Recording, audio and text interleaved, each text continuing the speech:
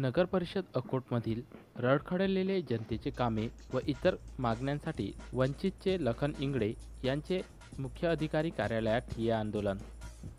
गोरगरीब लोकांच्या हितासाठी नेहमी सक्रिय असलेले लखन इंगळे, उपाध्यक्ष वंचित बहुजन आघाडी अकोट शहर यांनी अकोला जिल्हाध्यक्ष प्रमोदजी डेंडवे, वंचित बहुजन आघाडी शहर अध्यक्ष रामकृष्ण मिसाळ, सुभाष तेलगोटे यांच्या मार्गदर्शनात मुख्य अधिकारी नगर परिषद अकोट यांना गोरगरीब लोकांचे विविध रडखडलेले कामांसंदर्भात निवेदन देऊन त्यांच्या कार्यालयात ठिय्या आंदोलन केले.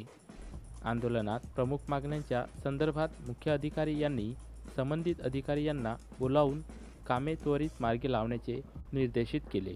यावेळी अधिकारी यांनी कामे मार्गी लावण्यात येतील असे आश्वासन देऊन आंदोलन मागे घेण्यात आले.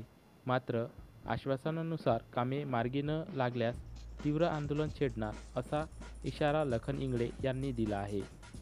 यावेळी नितीन तेलगोटे, साहिल सिरसाट, गोलू निखाडे, अवी फुंटे, प्रितेश रेखाते, धुमाळे, राजू भोंडे, नवनीत तेलगोटे, प्रतीक तेलगोटे, सुगत तेलगोटे व अकोट येथील रहिवासी पुरुष उपस्थित होते.